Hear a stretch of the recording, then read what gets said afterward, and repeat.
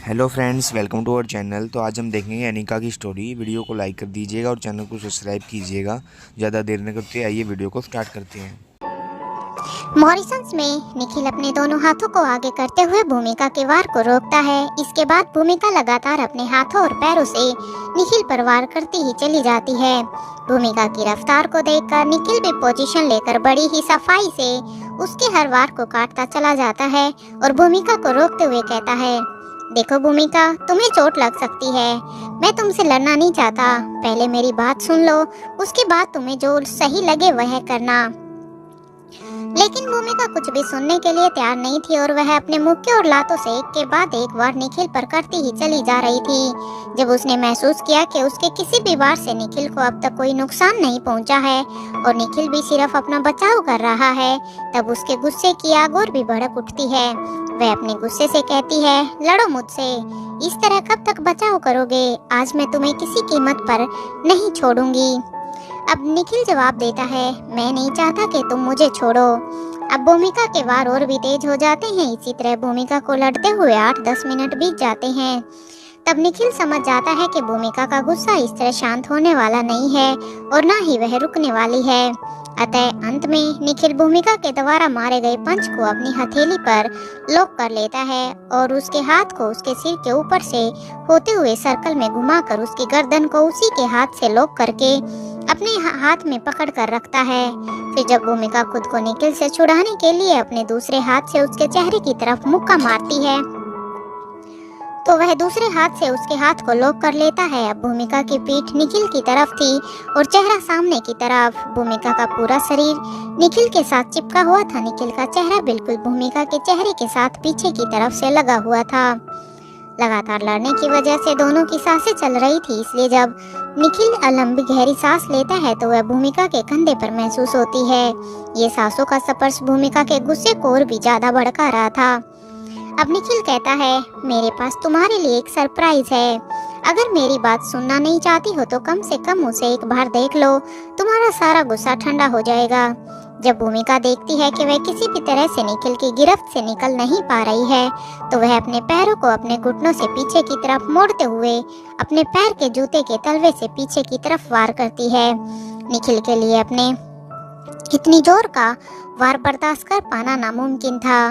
भूमिका इस बार गिरफ्त से बाहर निकल आती है और निखिल तड़पते हुए अपने दोनों हाथों को से उस जगह पर अपना हाथ रखकर वहीं पर बैठ जाता है। जब भूमिका कहती है, अब मुझे लगा कि मुझे माफ कर देना चाहिए, तुम्हें एक मौका दिया जा सकता है, तभी तुमने अपना असली रूप दिखाया। अच्छा ही हुआ कि मैंने तुम्हारे बारे में कोई भी राय कायम करने से पहले इतना वक्त लिया। यह तय कर पाने के लिए तुम्हें सही माना जाए या गलत, आखिर तुम्हारा सच सामने आ ही गया। निखिल कुछ कहना चाहता था लेकिन एक शब्द बोलने तक की हिम्मत नहीं जुटा पा रहा था। अब भूमिका आगे कहती है, आज ये किस्सा यही खत्म हो जाएगा, ना तुम रहोगे ना मेरी कसमकस। भूमिका आगे बढ़कर तेजी से निखिल के चेहरे पर अपने घुटने से वार करती है, लेकिन तभी निखिल अपने दोनों हाथों को क्रॉस करके भूमिका के तेज वार को अपने चेहरे पर पड़ने से रोक लेता है। तभी निखिल की निगाह भूमिका के पीछे की तरफ जाती है। कुछ देखने के बाद वह कहता है, एक तो तुम्हारी मदद करो और ऊपर से तुम कुछ सुनने के लिए भी तैयार नहीं होती। कम से कम मेरी नहीं तो अपने लोगों की बात तो सुनोगी। ऐसा कहकर वह भूमिका से कहता है, जरा पीछे की तरफ देखो। जैसे ही भूमिका उस ओर देखती है तो निखिल के मास्क पहने हुए आदमी बाहर निकलकर सामने आ जाते हैं। यह अब तक पेड़ों के पीछे छिपे होने की वजह से दिखाई नहीं दे रहे थे। इन्हें देखने के बाद भूमिका निखिल की तरफ देखते हुए कहती है, मैं इनसे डरने वाली नहीं हूँ, आज मुझे किसी का डर नहीं। अब निखिल कहता है, आज तो क्या तुम कभी भी किसी से भी डरने वाली नहीं, एक बार फिर से देखो। अब भूमिका एक बार फिर से उसी ओर निगाह घुमाती है। जब वह आदमी अपने चेहरों से मास्क नीचे करते हैं तब भूमिका को उन्हें पहचानने में जरा सी भी देर नहीं लगती। यह और कोई नहीं, मारवा परिवार के सिक्योरिटी गार्ड्स थे। अब भूमिका का शरीर एकदम ढीला पड़ जाता है। भूमिका को फाइट के मोड से बाहर आते हुए देखकर निखिल उठकर खड़ा हो जाता है। ठीक इसी वक्त अर्जुन सिंह और सम्मुख भी वहां आ पहुंचते हैं और सीधा जाकर निखिल से गले लगते हैं। भूमिका यह देखकर हैरान रह जाती है कि बजाय मेरे हालचाल पूछने और निखिल को सबक सिखाने के, यह निखिल के गले मिल रहे हैं। अर्जुन सिंह व सम्मुख निखिल के कंधे पर थपथपाते हुए कहते हैं, well done officer Nikhil. Arjun कहता है, तुमने साबित कर दिया है कि एक हैकर का दिमाग कोई मामूली चीज नहीं है। We are proud of you. हम ये सोच भी नहीं सकते थे कि यह काम इतनी आसानी से किया जा सकता है जितनी आसानी से तुमने कर दिखाया। Great job. यह सब सुनकर भूमिका उन सभी की तरफ देखने लगती है। वह समझ नहीं पा रही थी कि आखिर चल क्या रहा है। अब भूमिका अपने दोनों हाथ अपनी कमर पर रखते हुए कहती है, क्या तुम सब मिलकर मेरे साथ किसी तरह का प्रैंक कर रहे हो? अगर ऐसा है तो आज तुम में से कोई भी मेरे हाथों से नहीं बचेगा। भूमिका की बात सुनकर अर्जुन सिंह निखिल से कहता है, क्या तुमने अभी तक भूमिका को अपना सरप्राइज नहीं दिखाया? अब निखिल कहता है, देखना तो छोड़ दो दोस्त, अब वह सुनने के लिए भी तैयार नहीं है। अच्छा हुआ तुम लोग यहाँ आ गए, नहीं तो यह मेरी जिंदगी का आखिरी दिन होने वाला था। मेरा मतलब आखिरी रात होने वाली थी। अब सम्मुख भूमिका की तरफ देखकर कहता है, कम ऑन भूमिका, माफ भी कर दो उसे। उसकी गलती इतनी बड़ी भी नहीं है और कम से कम उसे अपनी बात कहने का मौका तो दो। यह सब देखकर भूमिका के आश्चर्य का ठिकाना नहीं रहता। अब उसका एक हाथ उसकी कमर पर और दूसरा उन सभी की ओर था। अब वह कहती है, ये गोल गोल बातें छोड़कर क्या कोई मुझे ये बताएगा कि यहाँ पर चल क्या रहा है? निखिल कहता है, मैं कब से यही बताने की तो कोशिश कर रहा हूँ कि मैं तुम्हारे लिए एक सरप्राइज लेने गया था, लेकिन जब तुम कुछ सुनो तब तो कुछ पता चले ना। अब तुम इस बारे में कुछ मत सुनो, अच्छा होगा कि अपनी आंखों से ही देख लो।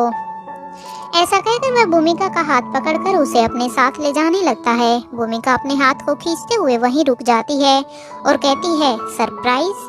और जो सब कुछ तुम उन लोगों से कह रहे थे उसका क्या? और सिर्फ उन्हीं से क्यों? तुमने जो पहले मुझे कहा उसका क्या जवाब है तुम्हारे पास? अब निखिल कहता है, आई एम सो सॉरी, अब आओ भी प्लीज, तुम्हें सब समझ आ जाएगा। अब भूमिका के चेहरे के एक्सप्रेशन बदल जाते हैं और वह हल्के गुस्से के साथ आगे बढ़ती है। निखिल भूमिका को वापस उसी की गाड़ी के अंदर ले जाता है। फिर जहां पर उसने भूमिका को बंद किया था, ठीक उसी के नीचे से एक और ढक्कन खोलता है। फिर भूमिका को उसमें देखने के लिए इशारा करता है। भूमिका यह कहते हुए अपने धीमे कदमों से आगे बढ़ती है। तहखाने के नीचे तहखाना। जब भूमिका उसमें देखती है तो उसकी आंखें खुली की खुली रह जाती है। फिर वह अपनी आंखों को रगड़ती है और दोबारा से देखती है। उसके मुंह से सिर्फ इतना ही निकलता है, यह तुम्हारे पास कब और कैसे?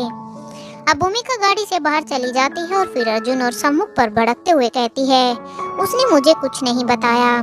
कम से कम तुम्हें तो बताना चाहिए था ना। तुम जानते भी हो यह चीज कितनी खतरनाक है। इसके साथ अकेले निपटना जानलेवा है। इस पर अर्जुन सिंह अपना एक हाथ आगे करके उसे ऊपर की तरफ घुमाते हुए अपनी गर्दन हिलाकर जवाब देता है, अभी अभी तुम जिसकी जान लेना चाहती थी तुरंत ही उसकी जान की इतनी फिक्र होने लगी तुम्हें, कमाल है। कभी सोला कभी शबनम। इतना कहने के बाद वह सम्मुख की तरफ देखता है और गंभीरता के साथ पूछता है, सम्मुख, क्या तुम जानते हो कि ऐसा कब होता है? सम्मुख अर्जुन सिंह की बात सुनकर मुस्कुराने लगता है। अब भूमिका को काफी एम्बैरेसिंग लगता है। फिर इसी वक्त अर्जुन सिंह भूमिका के पास आकर उसके कंधे पर हाथ रखते हुए उसे समझाने के अंदाज में कहता है, तुम्हारी ही तरह हमें भी कुछ नहीं पता था, वरना हम उसे अकेले नहीं जाने देते। जब हमें यह पता चला तब तक तुम पहले से ही बाहर जा चुकी थी। अब तक निखिल भी गाड़ी से बाहर आ चुका था। भूमिका निखिल की तरफ देखकर गुस्से से लाल पीली होते हुए कहती है, मुझसे यह सब छुपाने की क्या जरूरत थी? और वह सारी बकवास क्या थी जो तुमने मेरे साथ यह सब क्यों किया? अब निखिल मुस्कुराते हुए कहता है, once again I am so sorry, मेरी वजह से तुम्हें इतनी दिक्कत उठानी पड़ी, लेकिन मैंने यह सब सिर्फ इसलिए किया था ताकि एक्टिंग ओरिजिनल लगे।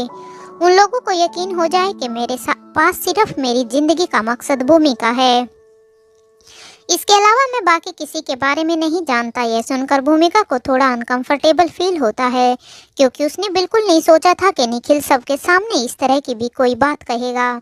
अब भूमिका कहती है, इस कारनामे को इस तरह अंजाम देने का तुम्हारा कोई और भी मोटिव रहा होगा, वह भी तो बता दो। अब निखिल कहता है, मोटिव बस इतना ही है, उन्हें हर वक्त यही लगे कि मैं तुम्हें केवल किडनैप करके ले जा रहा हूँ और हम आसानी से बिना किसी मशक्कत के यहाँ से बाहर निकल सकें। ठीक इसी वक्त ऑफिसर पुनरूपन भी वहां पहुंच जाता है और वहां आकर उन सभी से कहता है, तुम सभी के यहाँ से जाने का पूरा बंदोबस्त हो गया है, तुम चाहो तो अभी निकल सकते हो। अब अर्जुन सिंह कहता है, thank you so much officer, हाँ हमें अभी निकलना होगा। यहाँ से वापस जाने के लिए सम्मुख ने प्राइवेट जेट का बंदोबस्त किया था और परमिशंस की फॉर्मेलिटी पुनरूपन ने पूरी कर दी थी। अब पुनरूपन निखिल से हाथ मिलाते हुए कहता है, यह मुझे समझ में आ गया है कि तुम लोगों के लिए कुछ भी नामुमकिन नहीं है, लेकिन फिर भी मेरी ये जानने की ख्वाहिश है कि तुमने यह सब कैसे किया। अब भूमिका कहती है, हाँ बिल्कुल सही सवाल पूछा है, इसका जवाब तुम्हें डिटेल में देना होगा निखिल। अब निखिल हल्की सी मुस्कान के साथ कहता है, ऑफिसर बस कुछ ही घंटों में तुम्हें सब कुछ पता चल जाएगा। और फिर भूमिका की तरफ देखते हुए आगे कहता है, हम इस मुद्दे पर कभी भी बात कर सकते हैं, फिलहाल हमें यहाँ से चलना चाहिए। अब भूमिका सम्मुख की तरफ देखते हुए कहती है, तुमसे तो मैं बाद में निपटूंगी, फिलहाल के लिए बस इतना ही कहूंगी कि उस बच्चे का ध्यान रखना, वक्त मिले तो भारत आना, बाकी बातें वहीं करेंगे। शांभवी को साथ लाना बिल्कुल मत भूलना। इस पर सम्मुख मुस्कुराकर मजाक करते हुए कहता है, तुम शादी करो, मैं और शांभवी अटेंड करने जरूर आएंगे। अब भूमिका सम्मुख को घूरती है, लेकिन बाकी सभी इधर उधर चेहरा करके अपनी मुस्कान को छुपाने लगते हैं। इधर सान्याल हाउस में अनिका जैसे ही उस कमरे से बाहर निकलती है, कुछ ही कदम चलने पर उसकी ओर एक नुकीली चीज आती है। अनिका झट से एक और होते हुए उसे अपने हाथों की 2 उंगलियों से पीछे की तरफ से पकड़ लेती है और फिर एक कोने से चिपक जाती है। उसके बाद अपने हाथ में पकड़ी हुई इस चीज को देखती है तो पाती है कि यह 1 सेंटीमीटर लंबी पेन की निब जैसी चीज थी। इसमें लिक्विड भरा हुआ था।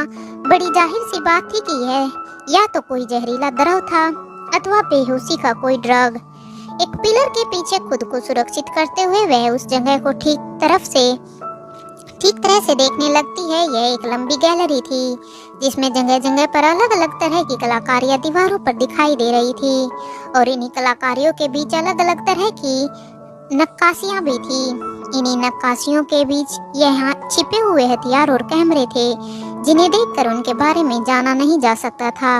अब अनिका पूरी तरह से फंस चुकी थी, ना वह आगे बढ़ सकती थी ना वापस पीछे हट सकती थी। अब तक श्वेता घर पहुंच चुकी थी। अंजलि काफी देर से ड्राइंग हॉल में बैठकर श्वेता का इंतजार कर रही थी। अक्सर जब श्वेता को फार्मेसी पे देर हो जाती थी तो वह पहले ही अंजलि को मैसेज या कॉल से सूचना दे देती थी, लेकिन आज ना तो श्वेता ने अपनी तरफ से कोई मैसेज या कॉल की थी और ना ही अंजलि की कॉल पर अपना फोन उठाया था। जब अंजलि ने फार्मेसी में फोन किया तब उसे पता चला कि श्वेता देर तक वहीं पर ही रुकी हुई थी। ये जानने के बाद अंजलि वहीं ड्राइंग हॉल में बैठकर श्वेता के आने का इंतजार करने लगती है। वह जानना चाहती थी कि ऐसा भी क्या हुआ है कि अंजलि को अपनी माँ की चिंता की भी सुध बुध नहीं रही। ऐसा भी कौन सा जरूरी उसके सिर पर आ पड़ा है कि उसने कॉल भी नहीं उठाई, यहाँ तक कि वहाँ से निकलने के बाद भी फोन नहीं किया। जैसे ही श्वेता घर पहुँचती है, अंजलि अपनी जगह से उठकर खड़ी होती है और श्वेता के पास पहुँच जाती है। ध्यान से श्वेता के चेहरे की तरफ देखने पर वह आसानी से महसूस कर पाती है कि श्वेता काफी परेशान है। हालांकि श्वेता ने काफी कोशिश की थी वह अपने चेहरे के भाव को छुपा सके, लेकिन अपनी माँ से अपने मन की हालत को छुपाने में नाकामयाब रहती है। अब अंजलि श्वेता से सीधे सीधे कुछ नहीं पूछती, पहले उसके सिर पर अपना हाथ रखती है और फिर मुस्कुराकर बड़े ही प्यार से कहती है, क्या हुआ, तुम काफी परेशान लग रही हो। मैं कब से तुम्हारा इंतजार कर रही थी बेटा, ना कोई फोन ना कोई मैसेज। तुम लोगों की यही हरकतें रही तो किसी दिन हार्ट अटैक आ जाएगा मुझे। क्या इन सब हरकतों के लिए क्रिश पहले ही कम था कि अब तुम भी अपने भाई के नक्शे कदम पर चल पड़ी हो। इससे पहले कि अंजलि अपनी मीठी शिकायतों को और आगे बढ़ाती, श्वेता झट से अंजलि के गले लग जाती है और श्वेता की आंखों से गंगा जमुना बहने लगती है। अंजलि श्वेता को अपनी ममतामयी बाहों में भर लेती है और उससे तुरंत कुछ नहीं पूछती। कुछ ही देर में यह बहाव फूट फूट कर रोने में बदल जाता है। अंजलि ऊपर से खुद को काफी मजबूत दिखाती है, लेकिन अंदर ही अंदर माँ का दिल टूटने लगता है। अपने ही बच्चे को इस तरह बाहों में बिखरते देखकर एक माँ पर क्या बीतती है वह उसे जता नहीं सकती, लेकिन उस तकलीफ से भी कहीं ज्यादा तकलीफ महसूस करती है जो उसकी औलाद महसूस कर रही होती है। अंजलि का बस चलता तो जन्नत की खुशियाँ श्वेता की झोली में रख देती, लेकिन इस वक्त तो वह यह जानती भी नहीं थी कि श्वेता को हुआ क्या है। लेकिन फिर भी उसने अनुमान लगा लिया था कि हो ना हो यह मामला लक्ष्य से ही जुड़ा हुआ होगा। अंजलि प्यार से श्वेता के सिर पर हाथ फिराने लगती है। अब श्वेता और ज्यादा कसकर अंजलि को पकड़ लेती है। जब अंजलि देखती है कि श्वेता का रोना किसी भी तरह से काबू में नहीं आ रहा है, तो वह उसकी कमर को सहलाती है और फिर उसे खुद से अलग करते हुए वहां रखे हुए सोफे के पास ले जाकर बिठा लेती है। फिर टेबल पर रखे हुए एक गिलास में पानी लेकर उसे देते हुए कहती है, अब शांत हो जाओ बेटा, क्या हो गया है तुम्हें? मेरी बहादुर बेटी इस तरह से फूट फूट कर रोएगी तो उसकी मुसीबतें कम होने की जगह बढ़ जाएगी। इस तरह रोने से मुसीबत का हौसला बढ़ता है और सामना करने से मुसीबत खत्म होती है। अब श्वेता किसी तरह अपने रोने पर काबू पाती है, लेकिन उसकी सिसकियां अभी भी बंद नहीं होती। अंजलि उसे शांत करने और समझाने के लिए कहती है, अब बस भी करो, मुझे बिल्कुल अच्छा नहीं लगेगा अगर मेरी बहादुर बेटी की तबीयत रो रो कर खराब हो जाएगी। अब तबीयत खराब होने के लिए भी तो कोई जायज वजह होनी चाहिए ना। फिर अपनी गर्दन को हिलाकर श्वेता की आंखों में देखते हुए कहती है, वैसे अगर कोई जायज वजह नहीं भी है तब भी तुम मुझे बता सकती हो। श्वेता बताना चाहती थी कि उसके साथ क्या हो रहा है, लेकिन वह समझ ही नहीं पा रही थी कि क्या बताए, कैसे बताए। इसके अलावा उसके मन में एक अजीब सी शांति और खामोशी घर कर रही थी। उसे ऐसा महसूस हो रहा था जैसे कि वह कुछ पाना ही नहीं चाहती।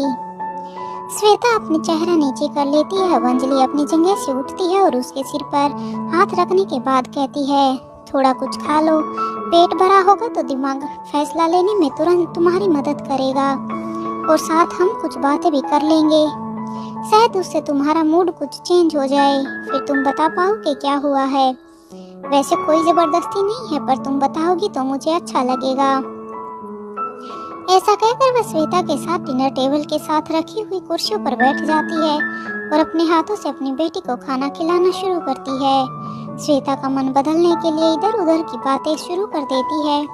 आज मिसेज अरोड़ा घर आई थी। यहाँ से बात शुरू करके वह एक एक करके सारी बात बताती है और फिर अंत में कहती है, उनकी हर बात अपनी बेटी से शुरू होती और अंत में तुम पर आकर खत्म होती। ऐसा लग रहा था कि जैसे कि बिना कंपटीशन रखे ही उनकी बेटी में और तुम्हारे बीच कंपटीशन चल रहा है। फिर हंसकर आगे कहती है, एक बात तो है कि मिसेज अरोड़ा तुम्हें बहुत पसंद करती है, लेकिन ये तो तय है कि जिस दिन उनकी बेटी तुम्हें मिलेगी तो जरूर शिकायत करेगी। मुझे तो लगता है उसने मन ही मन इस दुनिया की सबसे बड़ी दुश्मन तुम्हें घोषित कर दिया होगा। अंजलि महसूस करती है कि अब तक श्वेता सामान्य हो गई थी। अब वह 2 पल की खामोशी के बाद श्वेता से कहती है, क्या तुम अब कुछ बताना चाहोगी या हम उस बात को ऐसे ही छोड़ दें? अगर तुम बताना नहीं चाहती हो तो फिर भी चलेगा। अब एक पल चुप रहकर श्वेता अपनी माँ से कहती है, मैं जो कुछ चाहती हूँ जब वह नहीं होता तो मुझे बुरा लगता है, पर ऐसा इस दुनिया में हर इंसान के साथ होता है। यह एकदम से सामान्य बात है। मेरे साथ कुछ अलग नहीं हो रहा, लेकिन मैं जो भी नहीं चाहती उसके नहीं होने पर भी मुझे बुरा लग रहा है। मैं समझ नहीं पा रही हूँ कि किस सिचुएशन के साथ कैसे डील करूँ। मैं अब क्या करूँ? खुद को इन परिस्थितियों से जीतने के लिए कैसे तैयार करूँ? इतना कहने के बाद श्वेता विस्तार से सारी बात बता देती है कि आज लक्ष्य फार्मेसी में आया था और कैसे ही वह उसे इग्नोर करके चला गया, जबकि श्वेता खुद चाहती थी कि वो लक्ष्य से ना मिले। अब अंजलि श्वेता के गाल पर अपना हाथ रखती है और उसे बड़े ही प्यार से देखती है। फिर उसके माथे को चूमते हुए वहां से उठ खड़ी होती है। इससे पहले कि अंजलि कुछ कहती श्वेता बोल पड़ती है, आप परेशान मत होइए माँ, बस मुझे यह बात किसी से कहनी थी इसलिए आपसे कह दी। मुझे अभी किसी की कोई मदद नहीं चाहिए। अब आप जाकर सो जाइए, मैं भी सोने जा रही हूँ। ऐसा कहकर श्वेता अपनी जगह से खड़ी होती है और वहाँ से चली जाती है। अंजलि अपनी बेटी की ऐसी हालत देखकर भाव-विभोर हो जाती है और उसकी आंखों से सैलाब बह निकलता है जिसे वह इतनी देर से रोक कर बैठी थी। ठीक इसी वक्त अंजलि के पीछे की तरफ से किशन मल्होत्रा आकर उसके कंधे पर हाथ रखता है। वह दोनों माँ बेटी की सभी बातों को कमरे में से ही सुन रहा था। किशन का स्पर्श पाकर अंजलि उसके सीने से लग जाती है। किशन उसके सिर पर अपना हाथ रखते हुए कहता है, तुम चिंता मत करो, वह बहुत समझदार और साहसी लड़की है। देखना, वह अपनी समस्या से भी खुद ही बाहर आ जाएगी। तभी अनिका इधर सान्याल पार्टी ऑफिस। तभी अनिका को आनंद सान्याल अपनी आंखों के सामने से उसी ओर आता हुआ दिखाई देता है, लेकिन सान्याल की निगाह अनिका पर नहीं पड़ती क्योंकि वह एक और छिप कर खड़ी थी। जैसे ही आनंद सान्याल वहां से गुजरता है, अनिका उसे हाथ से पकड़कर खींच लेती है। फिर सान्याल को अपने हाथ में पकड़ा हुआ निब जैसा ऑर्नामेंट्स दिखाती है और पूछती है, यह क्या है? आनंद सान्याल कहता है, क्या तुम पर इससे भी अटैक किया गया है?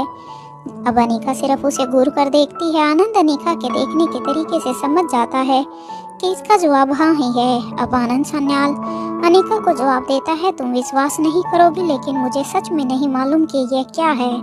इसके बाद उसे अनिका के हाथ से लेने के लिए अपना हाथ बढ़ाता है कि अनिका तभी अपनी मुट्ठी बंद कर लेती है और आनंद से कहती है, चुपचाप यहीं खड़े रहो।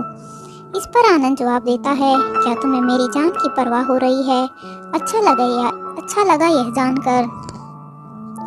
इस बार अनिका से रहा नहीं जाता और वो कहती है, बड़े ही घिनौने किस्म के इंसान हो तुम। फिर भी तुम्हारी खुशफहमी के लिए याद दिला देती हूँ कि मेरी रुचि फिलहाल तुम्हारी मौत में है, जिंदगी में नहीं। अगर वह इन्फॉर्मेशन मुझे तुमसे नहीं चाहिए होती तो अब तक कब का तुम अपनी सांसें छोड़ चुके होते। इस पर आनंद मुस्कुराता है और कहता है, मुझे तुम्हारी हर चाहत मंजूर है, यह मैं पहले ही बता चुका हूँ, फिर से याद दिला देता हूँ। फिर एक सेकंड रुक कर दोबारा कहता है, वैसे मुझे नहीं लगता कि यह अटैक मुझ पर हो रहे हैं, इसलिए मैं इस हाउस से बाहर जा सकता हूँ। तुम चाहो तो मुझे अपनी ढाल बनाकर यहाँ से बाहर निकल सकती हो। अनिका खामोश होकर कुछ सोचने लगती है कि तभी एक पल खामोश रहने के बाद आनंद सान्याल कुछ सोचने के अंदाज में आगे कहता है, मुझे नहीं लगता कि अभी तक उन्होंने तुम्हारा चेहरा देखा है। अगर देखा होता तो शायद वह तुम पर गोलियों से वार नहीं करते। आनंद सान्याल की बात सुनकर अनिका उसकी ओर देखती है और फिर सोचकर कहती है, अपने कमरे में वापस चलो। इससे पहले कि आनंद सान्याल कोई जवाब देता अथवा आनाकानी करता, अनिका उसे गर्दन के पीछे की तरफ से कॉलर से पकड़ते हुए वापस उसी के कमरे की तरफ चली जाती है। आनंद सान्याल अनिका की पावर के बारे में काफी कुछ सुन चुका था, लेकिन उसकी मजबूत पकड़ देखकर आज उसे उसका अनुमान भी अच्छी तरह से हो गया। नाजुक से दिखने वाली लड़की मानो लोहे की बनी थी। कमरे में पहुंचने के बाद अब सान्याल को अनिका धक्का दे देती है और कमरे के दरवाजे को ठीक से बंद कर देती है। वहां पहुंचने के बाद आनंद सान्याल कहता है, क्या तुम्हें मेरा कमरा इतना पसंद आया कि यहाँ से बाहर निकलने की जगह पर तुम वापस यहीं आ गई हो, वह भी मुझे साथ लेकर। अनिका बड़े ही गंदे एक्सप्रेशन देती है, जैसे कि उसे आनंद की हर एक बात के बदले में उसे जान से मार देने का मन कर रहा हो, लेकिन वह अपने गुस्से पर काबू रखती है और उससे कहती है, अपना लैपटॉप लेकर आओ।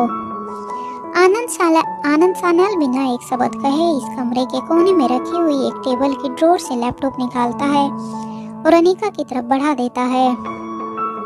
अनिका उसे ओपन करती है कि तभी आनंद कहता है, इसमें कुछ भी सीक्रेट नहीं है जिससे तुम्हारी कोई मदद हो सके। लाओ, मैं इसका पासवर्ड डालकर लॉक खोल देता हूँ। लेकिन अनिका उसकी किसी बात पर कोई भी ध्यान नहीं देती और लगातार अनिका की उंगलियां उसके कीपैड पर तेजी से चलती हुई दिखाई देती है।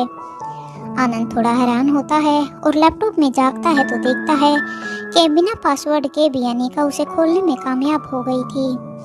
दरअसल अनिका ने उसका लॉक तोड़ दिया था। इसके बाद अनिका अपनी आईडी में लॉगिन करके वहां से कुछ सॉफ्टवेयर डाउनलोड करती है। इसके बाद पूरे सान्याल पार्टी ऑफिस में मौजूद सभी हिडन कैमराज को कुछ ही पलों में ढूंढ निकालती है। फिर उन सभी का एक्सेस अपने हाथ में ले लेती है। जहां एक और अनिका अपने काम को अंजाम दे रही थी, वहीं आनंद का ध्यान इस बात से हटकर कहीं और ही भटक रहा था। आनंद सान्याल के दिमाग में अभी भी यही सवाल गूंज रहा था कि अगर उन्होंने अनिका का चेहरा देखा है तो फिर उस पर अटैक क्यों किया, और अगर उसका चेहरा नहीं देखा है तब भी ऐसा जानलेवा हमला क्यों। अगर वह उसे कोई और समझकर मारना ही चाहते थे तो मेरे कमरे से बाहर जाने का भी इंतजार कर सकते थे। उसे मारने की इतनी जल्दबाजी क्यों? ऐसा क्या हो सकता है? क्या माँ साहिब की तरफ से जारी किया गया कोई ऐसा फरमान तो नहीं जिसकी मुझे अभी तक जानकारी ही ना हो? क्या सच में वह अनिका की जान लेना चाहते हैं? क्या उनके पास अनिका का कोई विकल्प मौजूद है या फिर ऐसी कोई जानकारी उनके पास है जिसकी वजह से वह उन्हें अनिका की जरूरत नहीं रह गई। इधर आनंद सान्याल अपने उधेड़-बुन में था, वहीं अनिका इस वक्त पूरे हाउस में मौजूद चप्पे चप्पे को देख रही थी। यह कैमरा हाउस के अंदर ही नहीं बाहर भी कई जगह पर काम कर रहे थे। अनिका देख पाती है कि वह जिस रास्ते से आई थी उस पूरे रास्ते में भी एक पॉइंट ऐसा था जहां से अनिका को आते हुए देखा गया होगा। अनिका वीडियोज की स्टोरेज में जाकर चेक करती है कि यह लोग उसे पहचान चुके हैं अथवा नहीं, उसका चेहरा कैप्चर हुआ अथवा नहीं। सब कुछ ठीक तरीके से देख लेने के बाद वह पूरे कैमरा सर्विलांस को हैक करके उसके सॉफ्टवेयर को इस तरह से डिस्ट्रॉय कर देती है कि अब वह मात्र जगह जगह छिपे हुए खिलौने के और कुछ भी नहीं रह गए थे। लेकिन खेल अभी खत्म नहीं हुआ था, यह तो शुरुआत थी। अनिका के सामने सबसे बड़ा चैलेंज यही था कि अब वह अपनी हकीकत को इन दीवारों के घेरे से बाहर जाने से कैसे रोकेगी। Sanyal party office. अनिका ध्यान से सुनती है तो यह अनुमान लगा पाती है कि कुछ पैरों की आहट हो रही है जो कि उन्हीं के कमरों की तरफ बढ़ रहे हैं। अब अनिका आनंद सान्याल को इशारा करती है कि वे सामने से हटकर दरवाजे की दीवार से चिपक कर खड़ा हो जाए। जाहिर सी बात थी कि अंदर आने के लिए वह लोग दरवाजे को तोड़ने के लिए हथियारों का प्रयोग कर सकते थे। ऐसी हालत में जो भी दरवाजे के सामने होता उसकी जान पर बनाना स्वाभाविक था। दरवाजे के एक ओर आनंद सान्याल खड़ा था तो दूसरी तरफ दीवार के पास जाकर अनिका खड़ी हो जाती है और फिर आनंद सान्याल से कहती है, अब कुछ कहना चाहोगे या तुम्हें यह तय कर पाने के लिए और भी नज़ारे देखने हैं? तुम्हारे अपने ही हाउस में तुम्हारे अपने लोग कौन है और पराये कौन? अब आनंद सान्याल जवाब देता है, नहीं, मुझे किसी भी तरह के वक्त की ज़रूरत नहीं। लेकिन इसमें कहने जैसा भी कुछ नहीं बचा क्योंकि अब किसी पर भी भरोसा नहीं किया जा सकता। मैं बस इतना बता सकता हूँ कि ये पार्टी हाउस के बाहर कम से कम 12 से 15 स्त्रियाँ हैं जो यहाँ आने जाने वालों पर निगाहें बनाए रखती हैं। मुझे पूरा यकीन है कि वक्त पड़ने पर उन्हें अंदर आने में भी देर नहीं लगेगी। अनिका आनंद को बीच में ही रोकते हुए कहती है, तुम्हारे कहने का मतलब है वही घूंघटपोश स्त्रियाँ? आनंद सान्याल जवाब देता है, हाँ।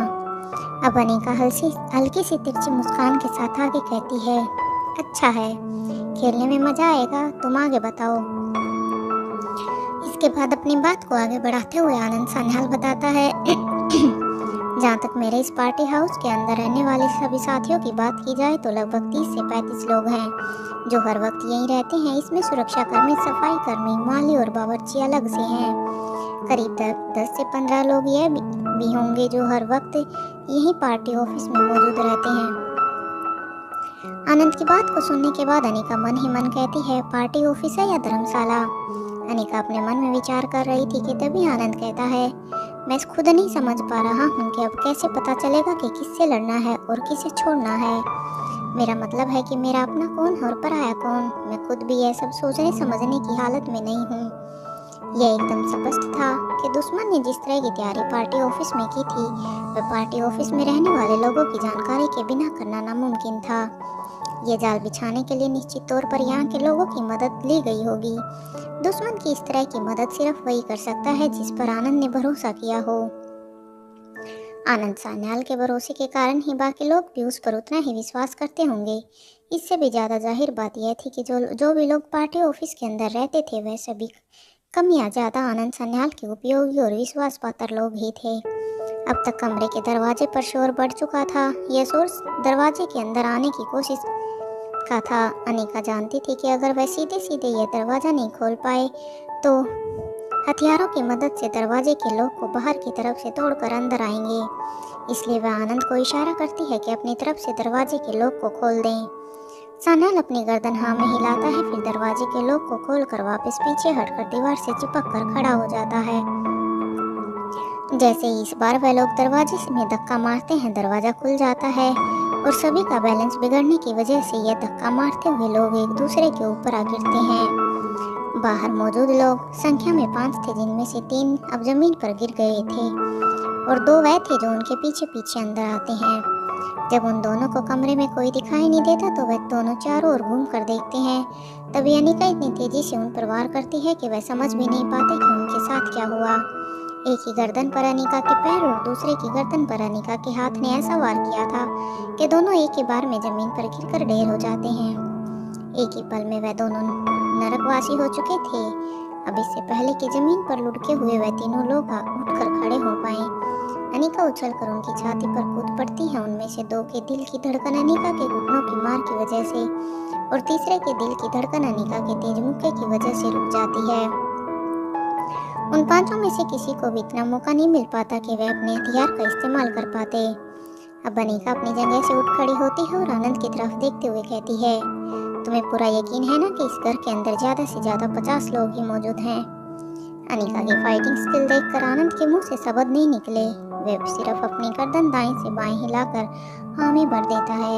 अब अनिका आनंद को वहां से बाहर निकलने का इशारा करती है। पहले अनिका खुद बाहर की तरफ झांकती है तो सामने की ओर से एक साथ 10 से 12 लोगों को दौड़ते हुए देखती है जो उन्हीं की ओर बढ़ रहे थे। इसके बाद वह आनंद सान्याल को इशारा करती है कि आनंद सान्याल अनिका के कुछ कदम पीछे रहे। इस बार भी आनंद पहले की तरह सिर्फ अपनी गर्दन हिला देता है। इसके बाद अनिका आगे बढ़कर अपने हाथ को झटकती है और इसी तरह हाथ को झटकते हुए उन दौड़ते हुए लोगों की तरफ तेज कदमों से बढ़ती है। उनके करीब आते ही अनिका उन्हें भी लड़ने तक का भी मौका नहीं देती। अनिका के वार इतने स्टिक थे कि वह जहाँ निशाना साधना चाहती थी उसका हर वार ठीक उसी जगह पर लगता था और इन सभी वारों के लिए भी अनिका की पसंदीदा जगह दुश्मन के बाईं ओर का हिस्सा था जिसमें दिल और सिर विशेष रूप से शामिल थे। इसके अलावा सामने की ओर कंठ, आंखों और माथा एक बार में ढेर करने के लिए सबसे उपयुक्त थे। यदि दुश्मन की पीठ अनिका की तरफ है तो उसकी बैकबोन वह जगह थी जहां पर अनिका का सिर्फ एक दाव ही काफी होता सामने वालों के प्राण पखेरु उड़ाने के लिए। अगला एपिसोड। जिस वक्त अनिका इन लोगों को ठिकाने लगा रही थी ठीक उसी वक्त आनंद का एक हाथ उसके हथियार पर था जिसका इस्तेमाल वह अनिका की मदद के लिए करना चाहता था। लेकिन अनिका को उसकी मदद की कोई ज़रूरत नहीं थी, वह अपने दुश्मनों से निपटने में सक्षम थी। जब आनंद के दूसरे हाथ में फ़ोन था वह बड़ी ही बेसब्री से उसे देख रहा था। उसे देख लेने के बाद वह वापस उसे अपनी जेब में रख लेता है और फिर सामने की ओर देखता है तो अनिका उससे काफ़ी दूर जा चुकी थी।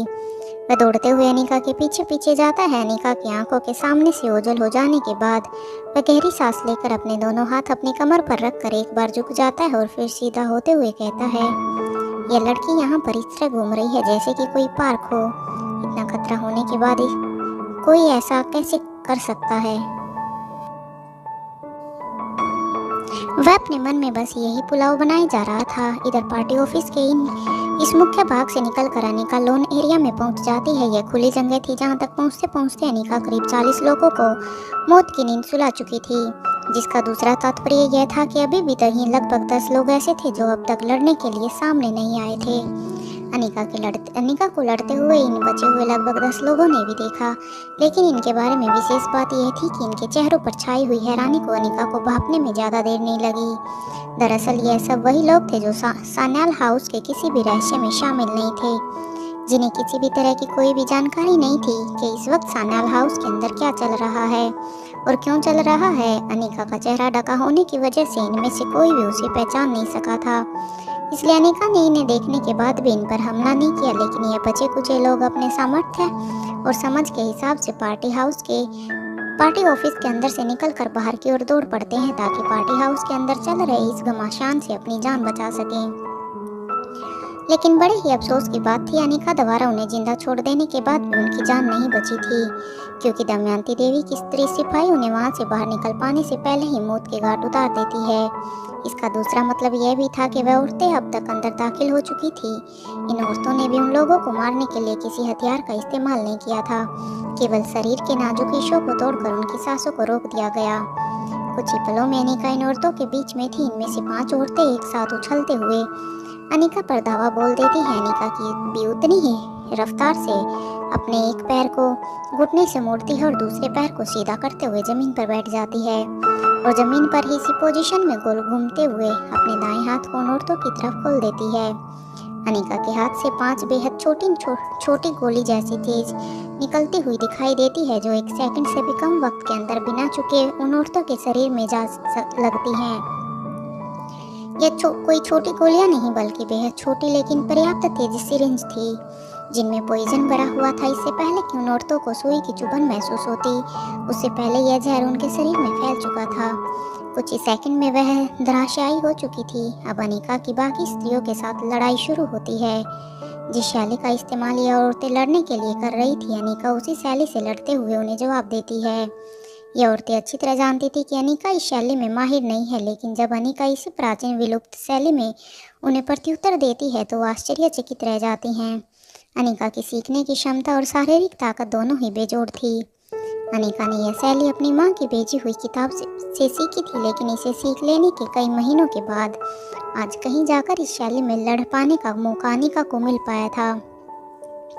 अनिका इन सभी से दूर एक और आनंद इन सब से दूर खड़ा यह सब देख रहा था। अनिका ने उसे पहले ही इशारा किया था कि वह अनिका से दूर रहे और बाकी लोगों की निगाह से छिपा रहे, इसलिए वह एक खंबे के पास खड़ा होकर उसकी आड़ लेकर यह सब देख रहा था। करीब 10 से 15 मिनट तक अनिका और वह औरतें यूं ही लड़ती रहती हैं। अनिका के लिए उन सभी स्त्रियों को खत्म करना कुछ ही पलों का काम था, लेकिन फिर भी वह उनके साथ अपनी लड़ाई जारी रखती है, मानो उनके साथ खेल रही हो, जैसे ही वह अपनी इस नई कला का अभ्यास कर रही हो। इतनी देर लड़ते रहने के बाद भी अनिका के शरीर पर उनका एक भी वार नहीं लगा था, लेकिन अनिका का हर वार उनके शरीर को घायल करता रहा था, जिसकी वजह से वह सभी औरतें जमीन पर पड़ी हुई खिसक रही थी। उनमें से सभी के लिए दोबारा उठ खड़े हो पाना काफी मुश्किल हो गया था। जब उन्हें यह बात समझ आ गई थी कि अनिका से अब वह किसी भी कीमत पर जीत नहीं पाएंगी, तो उनमें से जमीन पर पड़ी हुई कुछ औरतें खिसक कर सीधे बैठते हुए अपने हथियार निकाल लेती हैं। यह हथियार भी आधुनिक नहीं थे, परंपरागत थे, जिन्हें देखकर यही समझा जाता है कि यह शरीर पर पहने व जाने वाले आभूषण हैं। किंतु अनिका को यह समझने में पल भर की भी देर नहीं लगती कि वह इन्हें हथियारों की तरह इस्तेमाल करने वाली है। इस तरह के हथियारों का इस्तेमाल प्राचीन काल में स्त्री गुप्तचरों द्वारा किया जाता था। अब अनिका स्थिति को समझते हुए उसी के अनुसार अपनी पोजीशन ले लेती है। वह इनका सामना करने के लिए पूरी तरह से तैयार थी। अब देखना यह था कि अब अनिका इन सब से कितनी जल्दी निपट पाती है। उधर अनिका को उन स्त्रियों से लड़ता हुआ देखकर आनंद सन्याल भी जल्दी से अपने हथियार बाहर निकालते हुए दौड़ पड़ता है। फिर तेज रफ्तार से अनिका की ओर बढ़ता है। उसे संदेह था कि अनिका इस परिस्थिति से निपट पाएगी अथवा नहीं। वह किसी भी कीमत पर यह नहीं चाहता था कि अनिका को किसी तरह की हानि पहुंचे। दूसरी ओर जिस वक्त यह लड़ाई अनिका और उन स्त्रियों के बीच जारी थी कि किसी वक्त लक्ष्य वहां पहुंचता है। अपनी गाड़ी से उतरकर दौड़ते हुए यहाँ तक पहुंचते पहुंचते लक्ष्य भी इस बेहतरीन लड़ाई के कुछ नमूने देख चुका था। वह अलार्म जो उसने अपने फोन पर देखा था, वह दोनों भाइयों के बीच में पहले से ही तय किया गया एक बंदोबस्त था। बड़ी ही होशियारी से आनंद ने लक्ष्य को यहाँ आने के लिए अलर्ट भेज दिया था। यही वह वजह थी जिसके कारण वह श्वेता को अपनी आंखों के सामने होने के बावजूद भी उससे बिना मिले बिना बात किए अचानक से उसे इग्नोर करते हुए वहां से चला आया था, जिसके बाहर आने का कई घंटों से इंतजार कर रहा था। उसी से बात करने के लिए एक पल का समय भी खर्च नहीं कर पाया था। हालांकि लक्ष्य यह नहीं जानता था कि किस तरह का खतरा उसके भाई आनंद के चारों तरफ आ खड़ा हुआ है, लेकिन वह यह जरूर जानता था कि उसे घड़ी की चौथाई से अपने भाई के पास पहुंचना होगा, नहीं तो कोई भी अनर्थ हो सकता है। हालांकि खुद आनंद अपने घर के अंदर मौजूद इतने बड़े खतरे से वाकिफ नहीं था, लेकिन फिर भी वह यह जानता था कि अनिका का यहाँ आना सुरक्षित नहीं है। किसी को भी इसकी खबर होना अनिका के लिए खतरनाक साबित होगा। अनिका भी वह इकलौता शख्स थी जो हर हाल में और हर कीमत पर दमयंती देवी को चाहिए थी। इसके लिए वह कोई भी मूल्य चुका सकती थी, कोई भी मुसीबत मोल उठा सकती थी। इस वक्त आनंद के पास ऐसे भी अन्य कोई व्यक्ति नहीं था जिसके ऊपर अंधा भरोसा करके वह अनिका को यहाँ से बाहर निकालने के लिए कह सके। इसके साथ यह भी जारी था कि वह अपनी खलनायक की इमेज को बरकरार रखे। अब लक्ष्य के अलावा बाहर से किसी को भी बुलाना शक के घेरे में आ सकता था, क्योंकि यह काफी रात का वक्त था। इसलिए मात्र उसका भाई लक्ष्य ही ऐसा था जो किसी की भी वक्त बिना शक के घेरे में आए यहाँ आ सकता था और पूरी रात आनंद सान्याल के पास रुक भी सकता था। आनंद चाहता था कि लक्ष्य अनिका को लेकर गुप्त रास्ते से बाहर निकल जाए और उसके बाद उसी रास्ते से वापस आकर बिना दुश्मन को किसी तरह का कोई सबूत दिए सुरक्षित घर लौट आए। जब लक्ष्य उन जमीन पर पड़ी हुई औरतों को अपने शरीर से अलग अलग हिस्सों से छोटी मोटी चीजों को निकालते हुए देखता है, तो वह भी बड़ी ही आसानी से समझ जाता है कि यह औरतें अब अनिका पर हथियारों से वार करने वाली हैं। अनिका इन सभी के बीच में खड़ी थी, इसलिए लक्ष्य को लगा कि कहीं वह अनिका को कोई गहरा नुकसान न पहुंचा दें। इसलिए अपनी पिस्तौल निकालते हुए वह इनमें से एक एक करके 3 स्त्रियों पर निशाना साध देता है। लक्ष्य एक आर्मी मैन था, इसलिए उसका निशाना इतना सटीक था कि उनके माथे के बीचों बीच जा लगता है। वह तीनों पल भर में ही अपनी सांस छोड़ देती हैं। गोली के चलते ही अनिका उसी दिशा की ओर देखती है जहां से गोली के चलने की आवाज आई थी। लक्ष्य को सामने देखकर अनिका को थोड़ी हैरानी होती है, लेकिन यह वक्त नहीं था जब आश्चर्य पर ध्यान दिया जाए।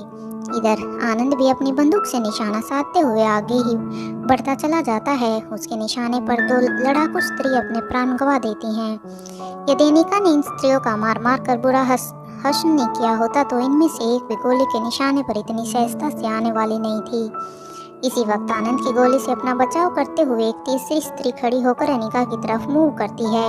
अनिका भी पूरी तरह से सचेत थी। इस बार अनिका अपनी ओर बढ़ती हुई उसी स्त्री के दाव का जवाब देते हुए अपने पैर से उसकी गर्दन पर वार करती है, जिससे उसकी गर्दन की सभी हड्डियां टूटने की वजह से वह स्त्री जमीन पर गिर जाती है। ठीक इसी प्रकार अनिका बिना वक्त गवाए बाकी की स्त्रियों को एक एक करके वार से ढेर कर देती हैं। अब कहीं जाकर यह खेल पूरा होता है। अब तक लक्ष्य और आनंद दोनों ही अनिका के लगभग पास पहुंच चुके थे। इस समय लक्ष्य का ध्यान अपनी ओर आते हुए आनंद पर था और आनंद का ध्यान लक्ष्य पर। इससे पहले कि लक्ष्य कुछ बोल पाता, आनंद का ध्यान वहां जमीन पर ढेर हुई स्त्रियों की ओर जाता है। वह देखता है कि एक स्त्री जिसे लक्ष्य की बंदूक की गोली लगी थी, उसके शरीर में हलचल हो रही थी। इससे पहले कि आनंद उस पर अपनी बंदूक को वार करता अथवा लक्ष्य को सावधान कर पाता, वह तेजी से किसी छोटी सी चीज को लक्ष्य की ओर निशाना साधते हुए फेंकती है। अनिका अपनी तेज निगाहों से उस औरत को यह दाव खेलते हुए देख लेती है और फिर उतनी ही फुर्ती से उस स्त्री की गर्दन पर वार करके उसे खत्म कर देती है। अनिका ने उस स्त्री को खत्म कर दिया था, लेकिन यह घटना उसे अंदर तक झंझोर देती है, क्योंकि अनिका अच्छी तरह जानती थी कि इन स्त्रियों का हर हथियार कुछ ही सेकंड में इंसान की मौत का अचूक कारण बनता है। अनिका लक्ष्य को नहीं बचा पाने के कारण हमेशा हमेशा के लिए गुनहगार बन गई थी। इसके अलावा वह यह बात अच्छी तरह जानती थी कि श्वेता के इस सदमे को किसी भी तरह से बर्दाश्त कर पाना मुश्किल था। अनिका अंजलि मल्होत्रा को क्या जवाब देती, इसी कस में अनिका अंदर ही अंदर सोचने लग जाती है। अनिका ने जैसे ही वो तीर लक्ष्य की तरफ जाते हुए देखा तो अनिका एकदम से दंग रह जाती है। अनिका के दिमाग में हजारों विचार नाचने लगते हैं, लेकिन जब अनिका मुड़कर देखती है तो वह दंग रह जाती है। पूरा का पूरा चित्र ही बदल जाता है।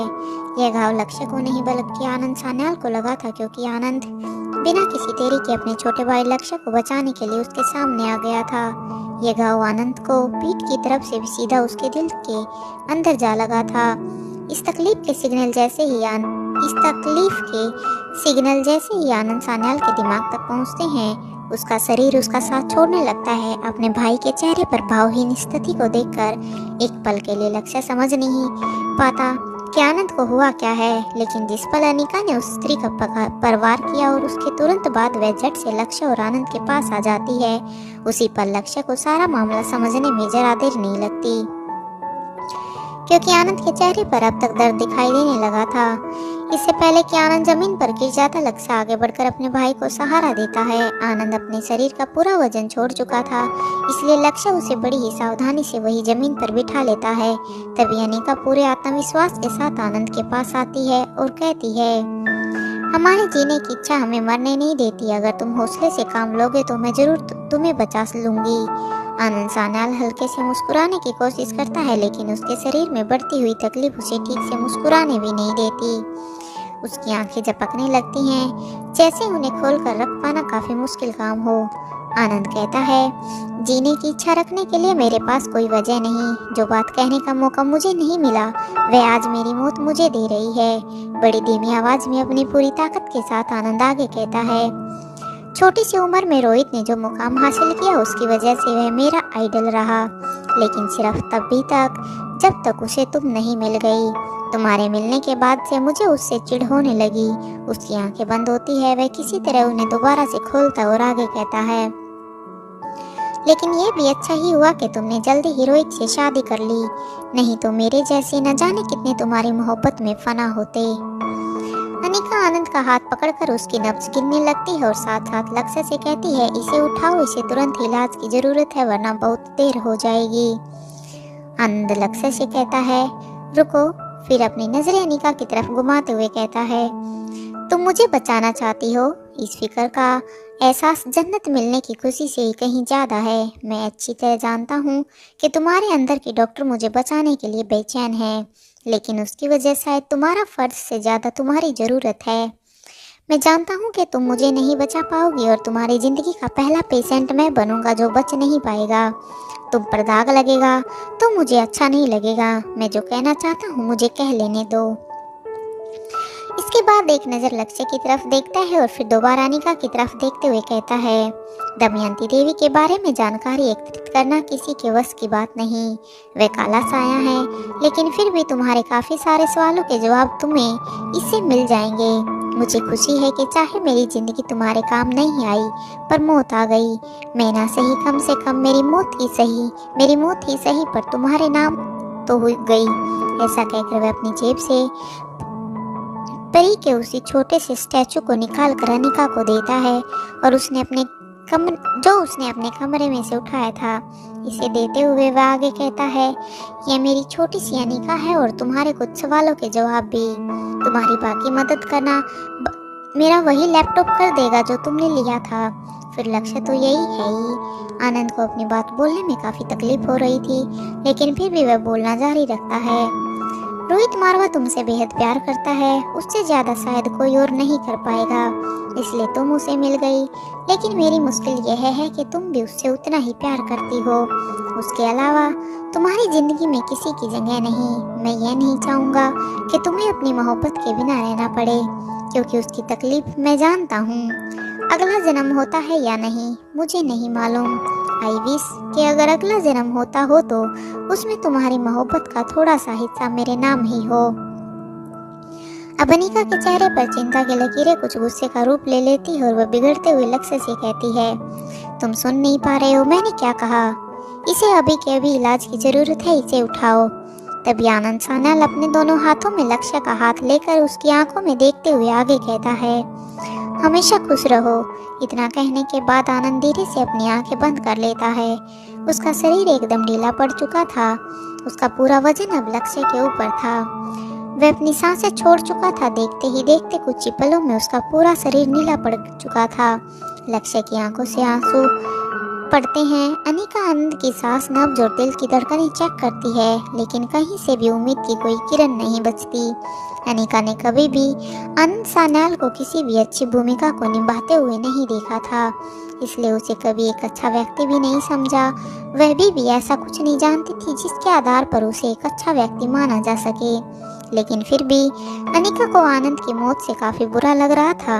लक्ष्य अपने मुंह से एक शब्द नहीं कहता, लेकिन उसकी आंखों से लगातार आंसू टपक रहे थे। अनिका चुपचाप यह सब देख रही थी, लेकिन वह कुछ कर नहीं पा रही थी। इस घटना पर ना वह खुशी जता सकती थी, न ही शोक मना सकती थी। इससे भी बड़ी दुविधा की स्थिति यह भी थी कि ना वह यहाँ रुक सकती थी और ना ही यहाँ से जा सकती थी। अभी कुछ ही पल बीते थे कि लक्ष्य खुद को संभाल लेता है और अपनी जेब से फ़ोन निकाल कर एक मैसेज करता है। उसके बाद वह अनिका से कहता है, मैं एक फौजी हूँ, लेकिन शहीद मेरा भाई हुआ है। एक शहीद की मौत शोक का नहीं बल्कि आनंद का विषय है। इससे पहले कि सुबह हो जाए आपको यहाँ से जाना चाहिए, यह सब मैं संभाल लूँगा। इतना कहने के बाद लक्ष्य आनंद को अपनी बाहों में उठा लेता है और अनिका से कहता है, मेरे साथ आइए। आनंद को उठाने के बाद लक्ष्य वापस उसी ओर चल पड़ता है जहाँ से पार्टी हाउस से बाहर निकलने का सीक्रेट दरवाजा था, यानी कि आनंद के कमरे की ओर। अनिका भी बिना कुछ कहे चुपचाप उसके पीछे पीछे चल पड़ती है। इस पूरी घटना के दौरान अनिका ने एक बार भी अपना मास्क नीचे नहीं किया था और ना ही सिर के ऊपर से हुड्डी की कैप को हटने दिया था। जब आनंद यहाँ आया था तो पार्टी हाउस से काफ़ी दूर ही अपनी बाकी गाड़ियों के साथ अपनी पूरी सिक्योरिटी को छोड़कर आया था। ठीक इसी वक्त आनंद का वफादार सिक्योरिटी गार्ड पार्टी हाउस के अंदर आता है और लक्ष्य की गाड़ी को लेकर वहां से चला जाता है। लक्ष्य आनंद के कमरे में पहुंचने के बाद उस लैपटॉप को वहीं टेबल पर रखा हुआ देखता है। उसे देखने के बाद वह अनिका की तरफ देखता है और हल्के से अपनी गर्दन हिलाता है। बदले में अनिका अपनी पलकें झपकाती है और लैपटॉप को उठा लेती है। इसके बाद लक्ष्य और अनिका दोनों आनंद सान्याल के शव के साथ सीक्रेट दरवाजे से खुफिया रास्ते से में प्रवेश कर जाते हैं। कुछ ही पलों के बाद वह दोनों इस हाउस से बाहर निकल चुके थे। इसी वक्त लक्ष्य की गाड़ी वहां आकर रुकती है। लक्ष्य बड़ी ही सावधानी से आनंद के शव को गाड़ी में रख देता है और अनिका को देखकर अपनी गर्दन हिलाकर इशारा करता है। अनिका बदले में अपनी गर्दन हिलाती है और बिना कुछ कहे वहां से चल पड़ती है। जैसे ही अनिका करीब 500 मीटर की दूरी तय करती है तभी उसे जोर के धमाके की आवाज सुनाई देती है। जब वह पीछे मुड़कर देखती है तो आसमान में उड़ते हुए धुएं और राख के अलावा और कुछ दिखाई नहीं देता। पूरा का पूरा पार्टी हाउस जमीन में धंस चुका था और बचा कुचा धुंध करके जल उठा था। ये पहली बार था जब अनिका अपने किसी काम को अंजाम देकर वापस लौट रही थी और उसे अपने पैर काफी भारी महसूस हो रहे थे। उसके लिए हर कदम की दूरी तय करना काफी मुश्किल हो रहा था। सूरज की पहली किरण दस्तक देती है और उजाला हो जाता है। अब इसमें ज्यादा वक्त बाकी नहीं था। अनिका को जल्द से जल्द मारवा हाउस पहुंचना था, लेकिन वह हर बीतते पल के साथ यह महसूस कर रही थी कि वह आगे की ओर बढ़ ही नहीं पा रही है। तभी अविश्वसनीय रूप से एक गाड़ी आकर अनिका के पास रुकती है। इधर दमयंती देवी का किला। दमयंती देवी अपनी आरामदायक कुर्सी पर बैठी हुई थी। देर रात तक वहीं बैठे बैठे उससे नींद लग जाती है। पलक झपकते ही जैसे कई घंटे बीत जाते हैं वह अचानक से हड़बड़ा कर उठती है। उठने के बाद वह सीधा अपने कमरे से बाहर निकल जाती है। फिर अपनी गर्दन उठाकर खुले आसमान को देखती है। बिना घड़ी देखे भी उससे यह अनुमान लगाने में देर नहीं लगती कि सूरज की पहली किरण को दस्तक देने में अब 5 से 10 मिनट से अधिक नहीं लगेंगे। उसके चेहरे पर एक हल्की सी मुस्कान आ जाती है। उसे उम्मीद थी कि उसके आसपास कोई ना कोई सिपाही मौजूद जरूर होगी जो कि उसके मन की खबर उसे सुनाएगी। लेकिन जब वह अपनी नजरें घुमाकर इधर उधर देखती है तो उसे अपने आसपास कोई भी दिखाई नहीं देता। अब दमयंती देवी गरजते हुए कहती है, क्या अब तक कोई खबर आई या नहीं? दमयंती देवी की आवाज़ सुनते ही उसके कमरे के पास ही मौजूद उसकी स्त्री सिपाही दौड़ते हुए उसके पास आकर खड़ी होती है। पहले वह अपने सिर को झुकाती है और उसके बाद उनमें से एक कहती है, माँ साहिब, हम सभी खबर लेकर आते हैं। ऐसा कहकर वह एक पल के लिए इंतजार करती है कि दमयंती देवी का अब क्या आदेश है, लेकिन दमयंती देवी कुछ नहीं कहती और पलटकर कुछ कदम दूर चली जाती है। स्त्री सिपाही समझ जाती हैं कि उन्हें शीघ्र जाकर अपना काम पूरा करके आना होगा। वह तुरंत ही उल्टे कदम वहां से लौट जाती हैं। ये पिछले 24 घंटे ऐसे 24 घंटे थे जो दमयंती देवी को 24 सालों जैसे लग रहे थे। हर एक पल हफ्ते की तरह बीत रहा था और एक घंटा साल की तरह। सुबह की चलती हुई मंद हवा दमयंती देवी के शरीर को स्पर्श करके गुजर रही थी और उसे सुख आनंद दे रही थी। साथ ही हल्की हल्की ठंड का भी। इस वक्त की ठंड अपने आप में काफी ज्यादा थी, लेकिन इस समय कोई भी परिस्थिति दमयंती देवी के मन मस्तिष्क तक पहुंचने में सक्षम नहीं थी, क्योंकि उसका पूरा ध्यान सिर्फ और सिर्फ एक ही चीज पर था, वह खबर जिसका वह इंतजार कर रही थी। कुछ देर बाद उसकी सेवादार सिपाही लौट आती है और उन्हीं के साथ अन्य 2 सिपाही भी दमयंती देवी के करीब आकर अपनी हाजिरी देती हैं। दमयंती देवी सेवादार सिपाही वापस जाकर कुछ दूरी पर ही जाती हैं, जबकि अन्य 2 सिपाही दमयंती देवी के इशारे का इंतजार करती हैं। जैसे ही दमयंती देवी को उनके मौजूदगी की खबर होती है वह उनकी तरफ चेहरा करके खड़ी हो जाती हैं और सिर्फ अपने हाथ से इशारा करके अपने गले से हुम की आवाज निकालती हैं। अब वह दोनों सिपाही डर से सिमटने लगती हैं। उनमें से एक हिम्मत करके कहना शुरू करती है, माँ साहिब, लच्छो ने एयरपोर्ट के अंदर से सूचना भेजी थी कि वह आ रही है, लेकिन दिल्ली के एयरपोर्ट पर हमारे आदमियों को इंतजार करते हुए काफी वक्त बीत गया है। अब तक लच्छो को पहुंच जाना चाहिए था, लेकिन हम तक न ही लच्छो का कोई संदेश आया है और न ही हमारे आदमियों को वह कहीं भी दिखाई दी है। हमारे खास आदमी अभी भी एयरपोर्ट पर ही उसका इंतजार कर रहे हैं। अब दमयंती देवी गरजते हुए कहती है, तुम कहना क्या चाहती हो, साफ साफ कहो। दमयंती की गर्जना सुनकर वह दोनों स्त्रियां अपने हाथ जोड़ लेती हैं और कांपने लगती हैं। वह स्त्री हिम्मत करके आगे कहती है, माँ साहिब, लच्छो की हमें कोई खबर नहीं। इस पर दमयंती देवी कहती है, क्या तुम ये कहना चाहती हो कि वह लापता है? क्या एयरपोर्ट के अंदर से वह गायब हो गई है? यह कैसे संभव है? अनिका जैसे ही पीछे गाड़ी की तरफ देखती है तो उस गाड़ी में रोहित था। अनिका चुपचाप गाड़ी का दरवाजा खोलकर फ्रंट सीट पर रोहित के साथ बैठ जाती है। रोहित अनिका के चेहरे पर मायूसी साफ साफ देख सकता था। बहुत थकावट के बाद भी अनिका के चेहरे पर इस तरह के भाव कभी नहीं होते थे जैसे कि इस वक्त दिखाई दे रहे थे। इसके अलावा यह भी वह अच्छी तरह जानता था कि अनिका किसी काम को पूरा करने के लिए गई हो और वह अधूरा रह गया हो तो यह भी नहीं हो सकता। इससे पहले कि अनिका कुछ कहती या रोहित उससे उदासी का कारण पूछ पाता, उससे पहले ही रोहित अनिका की तरफ ऐसी निगाहों से देखता है जैसे कि वह कोई बड़ा अपराधी हो। फिर वो अनिका से कहता है, आई एम सो सॉरी। अनिका पहले ही काफी सारे उलझन से गई हुई दिखाई दे रही थी, उसके ऊपर से रोहित का एक एम सॉरी उसे और एक नए सवाल के घेरे में खड़ा कर देता है। लेकिन इस वक्त अनिका को ऐसी उदासी छाई थी कि वह चाहकर भी रोहित से कुछ नहीं पूछती। रोहित भी गाड़ी लेकर चुपचाप आगे बढ़ जाता है। कुछ ही देर में वे दोनों मारवा हाउस तक पहुंच जाते हैं। रोहित सामने के दरवाजे से प्रवेश नहीं करता, वह अनिका के साथ मारवा हाउस से कुछ पहले ही गाड़ी से उतर जाता है और फिर खुफिया रास्ते से होते हुए घर के अंदर प्रवेश करता है। इधर गाड़ी पर किसी का ध्यान न जाए, इसलिए रोहित के जाने के बाद उसकी गाड़ी को चिराग मेहता आकर वहां से ले जाता है। कुछ ही देर बाद अनिका और रोहित अपने बेडरूम में पहुंच जाते हैं। रोहित अनिका से कुछ बात करना चाहता था लेकिन उसके चेहरे को देखकर वह फिलहाल चुप रह जाता है।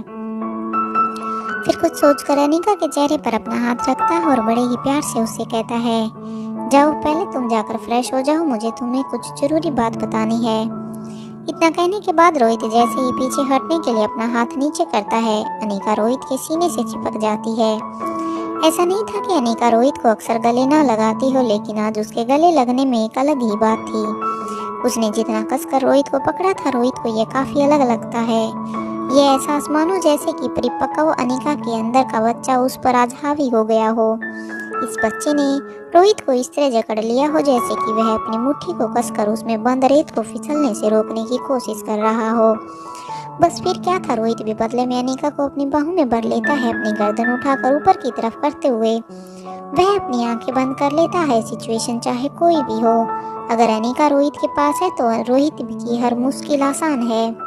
लेकिन इस वक्त अनिका अपनी किसी मुश्किल से लड़ रही है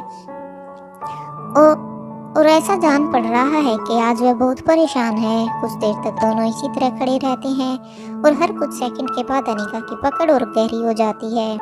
रोहित ये अच्छी तरह समझ पा रहा था कि अनिका के अंदर कुछ डरावना सा चल रहा है, लेकिन वह अनिका से उसके शब्दों से मैं जानना चाहता था कि आखिर ऐसा क्या हुआ है जो अनिका को अंदर तक झकझोर रहा है। बंद आंखों से अनिका को महसूस करते हुए रोहित उसी में खो जाता है। ऐसा लग रहा था जैसे कि रोहित खुद इस वक्त अनिका को गले लगाना चाहता हो, लेकिन कुछ ऐसा था जो उसे ऐसा करने से रोक रहा था। लेकिन अब सोने पर सुहागा यही था कि अनिका खुद रोहित के गले लगी हुई थी। रोहित अनिका से पूछना चाहता था, क्या तुम कुछ कहना चाहती हो, लेकिन वह अपने मन के भाव को अपने अंदर ही समेट लेता है और कुछ नहीं कहता। लेकिन तभी अनिका यूं ही बंद आंखों से रोहित के सीने से लगे हुए ही बोलती है, तुम कभी मुझे खुद से अलग मत करना। रोहित ने कभी कल्पना भी नहीं की थी कि अनिका इस तरह की कोई भी बात कर सकती है। रोहित भी मीठे एहसास की बड़ी सी खुशी के साथ बिना देरी के जवाब में कह देता है, कभी नहीं होने दूंगा, एक पल के लिए भी नहीं। इसके बाद 15 से 20 मिनट उन दोनों को इसी अवस्था में बीत जाते हैं। सुबह होने में अब कुछ ही पल बाकी थे। अनिका रोहित को बिना छोड़े ही अपने चेहरे को उसके सीने से उठाते हुए रोहित के चेहरे की तरफ देखती है। रोहित भी अनिका का सिर अपने सीने से हटाते हुए उसके चेहरे की तरफ देखता है। अनिका कहती है, क्या तुम जानना नहीं चाहोगे कि आज वहाँ पर क्या हुआ? रोहित कहता है, हाँ जरूर सुनना चाहूँगा, लेकिन मुझे पता है कि इस बार भी हमेशा की तरह कोई नहीं बचा होगा। ऐसा कहकर वह अनिका के माथे को प्यार से चूम लेता है, लेकिन अनिका की आंखें न जाने क्या कहना चाहती थी जो रोहित सुन नहीं पाया। वह खामोशी से रोहित की तरफ देखती रहती है। अब रोहित कहता है, अच्छा बताओ आज क्या खास बात है जो मेरी अनिका को परेशान कर रही है? पहले मैं तुम्हारी बात सुनूंगा और फिर तुम मेरी बात सुनना। फिर अनिका के बालों में हाथ घुमाते हुए आगे कहता है, लेकिन अगर तुम चाहो तो पहले फ्रेश हो सकती हो, फिर हम आराम से एक दूसरे की बाहों में खोकर अपनी बातें बताएंगे। अब अनिका अपनी बात कहते हुए रुक जाती है और फिर 1 सेकंड का समय लेकर जवाब देती है, ठीक है, पहले मैं चेंज करके आती हूँ। जैसे ही अनिका रोहित से अलग होकर मुड़ने लगती है, तभी दरवाजे पर चिराग मेहता और अब्दुल की आवाज़ सुनाई देती है। चिराग मेहता कहता है, सर और madam, sorry for disturbing you, but it's an emergency. ये सुनते ही पहले रोहित और अनिका एक दूसरे की तरफ देखते हैं, फिर दूसरे ही सेकंड अनिका आगे बढ़कर दरवाजा खोल देती है। चिराग और अब्दुल दोनों वहीं पर खड़े इंतजार कर रहे थे। उन दोनों को साथ में देखकर अनिका को विश्वास हो जाता है कि जरूर किसी न किसी नई आफत ने दस्तक दी है। पिछले एपिसोड में हमने सुना कि अब्दुल और चिराग दोनों ही रोहित और अनिका के रूम में आते हैं। अब उनके आने के बाद अनिका पूछती है, बोलो चिराग, क्या हुआ है? अब चिराग अब्दुल की तरफ देखता है। अब्दुल कहता है, शायद आपने अभी तक भूमिका मैडम के भेजे हुए मैसेज नहीं देखे। मेरा मतलब है कि भूमिका मैडम ने हमें बताया कि उन्होंने आपको मैसेज किए हैं। ये सुनते ही अनिका झट से अपनी मेल चेक करती है। अब रोहित अब्दुल और चिराग की तरफ देखते हुए पूछता है, अब कितना वक्त बाकी है? अब चिराग मेहता जवाब देता है, सर बिल्कुल भी नहीं, वे मार्वा हाउस के हेलीपैड पर किसी भी पल उतरते ही होंगे। रोहित कहता है, आने दो, भूमिका का फैसला बिल्कुल सही है, वह अच्छी तरह जानती है कि आगे क्या करना है। यह बात कहकर अब रोहित अनिका की तरफ देखता है। अनिका भी अब इशारों में ही समझ जाती है और जवाब देती है, हाँ हमें चलना चाहिए। अनिका की स्थिति को ध्यान में रखते हुए अब रोहित एक और सवाल पूछता है, क्या तुम भी? अनिका जवाब देती है, हाँ मैं भी साथ आ रही हूँ। रोहित बड़े ही चिंता भरे स्वर में कहता है, पर तुम थकी हुई। इससे पहले कि उसकी बात पूरी होती अनिका कहती है, मेरे लिए यह सामान्य है, एक बार उन सभी से मिल लें फिर आराम करेंगे। इसके बाद 2 कदम आगे बढ़ाते हुए मुस्कुरा कर कहती है, उनकी अचीवमेंट पर उन्हें तुरंत बधाई देना बनता ही है। ऐसा कहकर अनिका अपनी जगह से आगे की ओर कदम बढ़ाती है। अनिका के आगे बढ़ते ही रोहित भी उसके साथ साथ चल पड़ता है। चिराग और अब्दुल बाकी सिक्योरिटी के साथ उनके पीछे पीछे चल पड़ते हैं। जब तक रोहित और अनिका हेलीपैड तक पहुंचते हैं तब तक भूमिका, निखिल और अर्जुन सिंह अपने एयरक्राफ्ट से बाहर आ चुके थे। अब अनिका आगे बढ़कर भूमिका के गले लगती है, फिर अलग होकर भूमिका से कहती है, तुम्हारी ऑब्जर्वेशन बिल्कुल स्टिक निकली। एकदम सही वक्त पर पहुंचकर ऑफिसर भूमिका ने अपनी ड्यूटी पूरी की है। अब जब सौम्या को उस बल ग्रुप का बोन मैरो नहीं मिलेगा तो वह जरूर कोई ना कोई गलती करेगी। इधर रोहित आगे बढ़कर निखिल और अर्जुन सिंह से हाथ मिलाता है और कांग्रेचुलेशन गाइस, वेल डन कहता है। जैसे ही अनिका भूमिका को आगे बढ़ने का इशारा करती है तभी भूमिका कहती है, सिर्फ इतना ही नहीं, तुम्हारे लिए एक सरप्राइज भी है। अनिका भूमिका की बात पर उसकी तरफ देखने लगती है। ठीक इसी वक्त भूमिका के बाद वह निखिल की तरफ देखती है। अर्जुन सिंह भी उसके बिल्कुल साथ में ही खड़ा था। भूमिका की बात सुनकर उन दोनों के चेहरे पर भी मुस्कान आ जाती है। अब अनिका एक बार फिर से भूमिका की तरफ देखती है। अब भूमिका चेहरे पर गंभीरता लाते हुए मजाक के अंदाज में कहती है, आगे बढ़ने की इतनी भी जल्दी क्या है, एक बार उसे देख लो, अगर तुम्हें पसंद नहीं आए तो वह मैं तो हमारे डिपार्टमेंट को गिफ्ट कर दूंगी। ऐसा कहकर वह मुस्कुराने लगती है। अब अनिका को यह जानने की उत्सुकता बढ़ती है कि आखिर ऐसी भी क्या चीज है। अनिका रोहित की तरफ देखती है। रोहित हल्के से अपनी गर्दन को हिलाता है। अब अनिका भूमिका से कहती है, दिखाओ तो ऐसा भी क्या खास ले आई हो। भूमिका जवाब देती है, हथियार है हथियार, एकदम मॉडर्न, और इसे मैं नहीं बल्कि निखिल लेकर आया है। अनिका हल्के से मुस्कुराती है। भूमिका कुछ कदम दूर रखे हुए बॉक्स की तरफ बढ़ जाती है और फिर उसे खोलती है। इसके बाद अपने चेहरे से हाव भाव दिखाते हुए अपनी गर्दन हिलाकर अनिका को उसमें झांकने के लिए इशारा करती है। अनिका आगे बढ़कर उसमें देखती है। उसे देखने के बाद रोहित की तरफ देखती है। अब अनिका भूमिका से कहती है, यह क्या है? भूमिका कहती है, यही तो पता लगाना है कि आखिर ये है क्या, और यह काम तुमसे अच्छा और कोई नहीं कर सकता, लेकिन इतना जरूर है कि यह बड़े काम की चीज है। अब अनिका जवाब देती है, अगर तुम्हें यकीन है तो मुझे तुम्हारे यकीन पर यकीन है, इसे इसकी जगह पर पहुंचा दो। इसके बाद अब्दुल की तरफ देखते हुए कहती है, प्रीति को खबर पहुंचा दो, एक बार पहले वह देख ले, उसके बाद आगे मैं देख लूंगी। अब्दुल जवाब देता है, जी मैडम।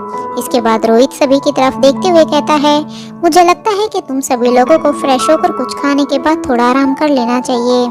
फिर अब्दुल की तरफ देखकर कहता है, तुम्हें भी। इसके बाद वह सभी वहां से आगे बढ़ जाते हैं। इधर दमयंती देवी के किले में दमयंती देवी गुस्से से कहती है, क्या तुम लोगों की अकल घास चरने गई थी? एक बार टेक ऑफ करने के बाद किसी व्यक्ति की मौत तो संभव है, लेकिन उसका अपहरण संभव नहीं।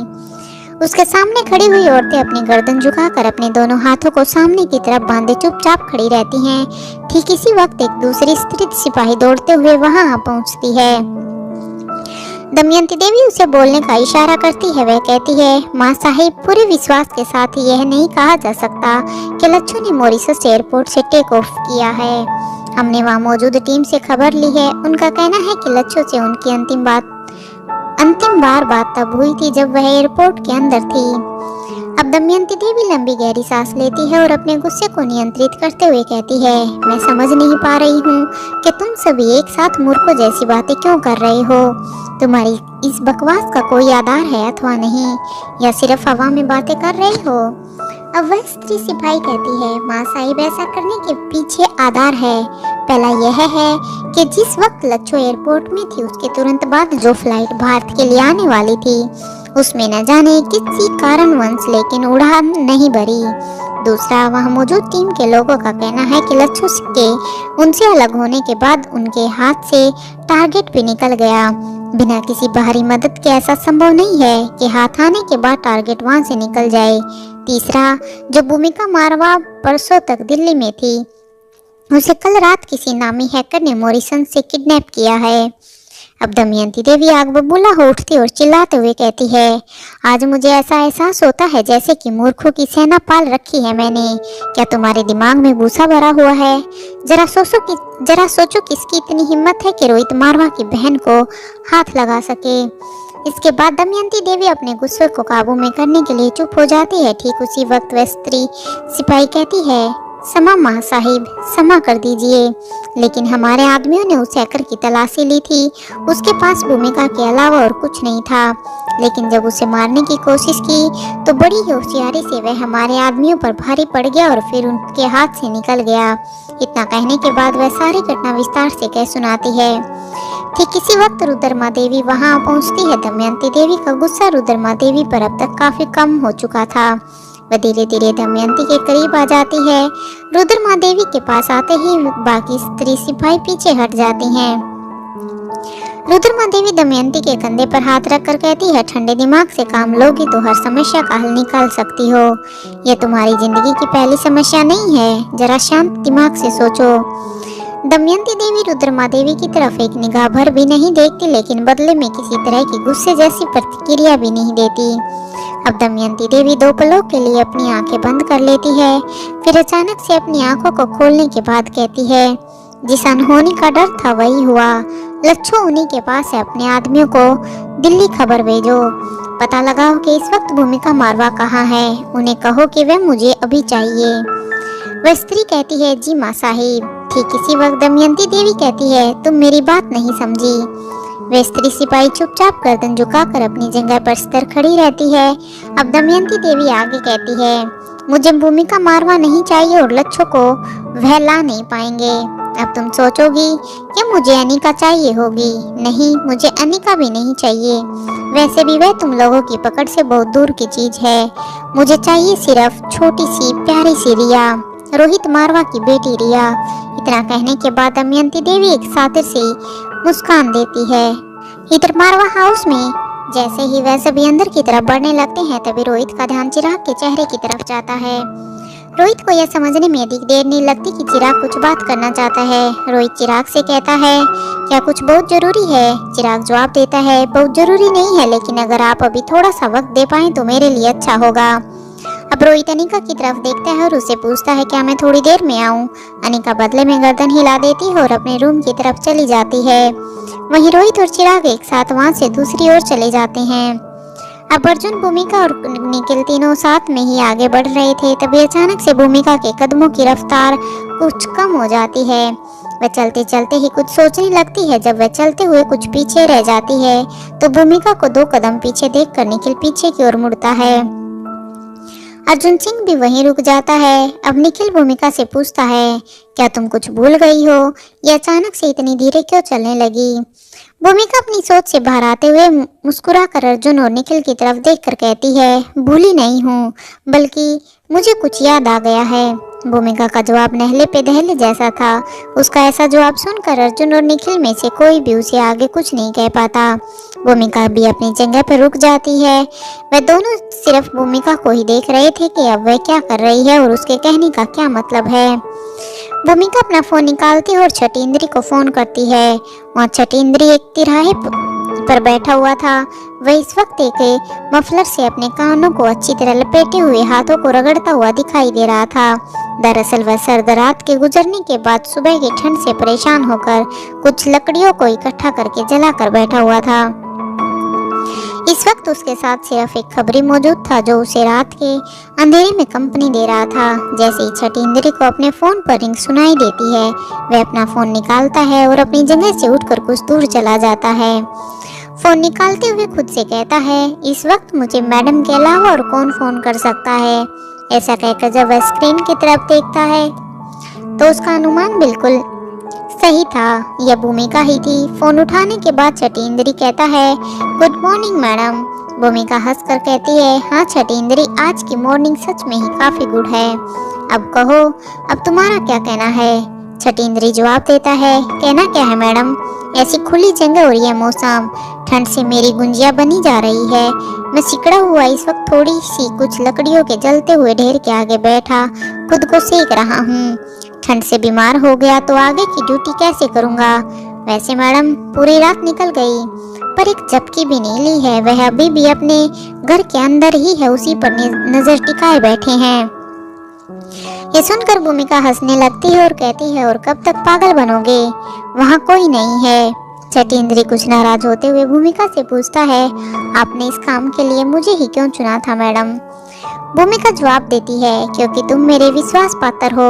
मुझे तुम पर भरोसा है कि तुम अपने दिए गए काम को ठीक तरीके से पूरा करोगे और वह भी बिना किसी को खबर हुए। अब छठी इंद्री बड़े ही अधिकार के साथ कहता है, तो फिर मुझ पर विश्वास कीजिए मैडम। रात का अंधेरा छट चुका है, दिन के उजाले ने दस्तक दी है। हमारी एक एजेंट ने अभी अभी उसका दरवाजा खटखटा कर उसे दूध देने के बहाने उसके दर्शन किए हैं। आप कह रही हैं कि वह अंदर नहीं है, भला ऐसा कैसे हो सकता है। भूमिका कहती है, ऐसा कैसे हो सकता है, बिल्कुल। दोबारा से इसी बात को छठी इंद्री कहता है, वही तो मैडम मैं भी कह रहा हूँ कि ऐसा कैसे हो सकता है। भूमिका के बीते हुए दिन और रात के बारे में छठी इंद्री को कोई खबर नहीं थी। वह कहाँ गई थी, क्या कर रही थी, उसने क्या खोया और क्या हासिल किया, ऐसी कोई जानकारी छठी इंद्री को नहीं थी। वह केवल उतने ही विषय पर बात कर रहा था जितना कि उसे दिया गया था। इस बार छठी इंद्री की बात सुनने के बाद भूमिका एक पल के लिए खामोश रह जाती है। फोन पर इसी तरह दोनों तरफ से खामोशी बनी रहती है। फिर कुछ सोचने के बाद भूमिका कहती है, जरूर वह इल्यूजन होगा। अब छठी इंद्री कहता है, मैडम ये इल्यूजन मुझे समझ नहीं आता। मैं सिर्फ इतना बता सकता हूँ कि एजेंट ने उसे छू कर देखा है। वह एक असली इंसान है। इस तरह के किसी भी इल्यूजन के बारे में मैं नहीं जानता। तभी छठी इंद्री के दिमाग में अचानक से कोई बात आ जाती है और वह अपना फोन नीचे करते हुए स्क्रीन की तरफ देखता है। ऐसा करते ही उसके चेहरे पर मुस्कान आ जाती है और वह दोबारा से फोन को कान पर लगाते हुए कहता है, मैडम क्या आप वापस आ गई हैं। अब भूमिका कहती है, यह कैसा सवाल है। छठी इंद्री कहता है, मेरे पूछने का मतलब है कि क्या आप यहाँ आस पास ही हैं, आप मुझे अपने नंबर से फोन कर रही हैं। अब भूमिका आराम की सांस लेती है और कहती है, हाँ तुमसे कुछ ही किलोमीटर दूर हूँ। अब छठी इंद्री कहता है, बस तो मैडम अच्छा ही है, अब आप खुद ही आ जाइए और देख लीजिए, दूध का दूध पानी का पानी। छठी इंद्री की बात सुनने के बाद भूमिका की मुस्कान किसी गहरी सोच में बदल जाती है और वह जवाब देती है, ठीक है मैं तुम्हें दोबारा फोन करती हूँ। वह ऐसा कहकर भूमिका फोन को रख देती है। इधर निखिल और अर्जुन सिंह भी भूमिका की बात और सुन रहे थे और उसके चेहरे की तरफ भी देख रहे थे और उनकी बातों को सुनकर वह काफी हद तक अनुमान भी लगा रहे थे कि क्या चल रहा है। जब भूमिका कुछ देर तक इसी तरह चुप रहती है तब अर्जुन सिंह कहता है, क्या कोई परेशानी की बात है। भूमिका अर्जुन के सवाल के जवाब में अपनी कंफ्यूजन वाले चेहरे के साथ कहती है, पता नहीं, यह तो वहां जाकर ही पता चलेगा। मैं समझ ही नहीं पा रही हूँ कि यह कैसे हो सकता है। फिर निश्चय के साथ कहती है, मुझे किसी तरह का नुकसान नहीं चाहिए, फिलहाल तुम बैकअप मंगवाओ, हमें अभी चलना होगा। अर्जुन सिंह पूछता है, क्या अभी। भूमिका कहती है, हाँ अभी, तभी सारा खेल समझ में आएगा। हमें लग रहा है कि बाजी जीत ली, जबकि अभी तक हमें यह भी नहीं मालूम कि मैदान में खिलाड़ी कितने हैं। फिर अपने एक हाथ को कमर पर और दूसरे हाथ को अपने चेहरे पर रख लेती है। फिर अपना चेहरा ऊपर की तरफ कर लेती है और कहती है, मुझे नहीं लगता कि आज तुम्हारे नसीब में नींद और मेरे हिस्से में किसी तरह का आराम है। निखिल अब तक बड़ी ही आसानी से यह बात समझ चुका था कि अर्जुन और भूमिका दोनों ही फिर किसी जरूरी मिशन पर निकल रहे हैं। वह भूमिका से कहना चाहता था कि मैं भी साथ चल रहा हूँ, लेकिन वह असमंजस की स्थिति यह थी कि हर बार उनके पुलिस मिशन में चलने की जिद किस तरह करे।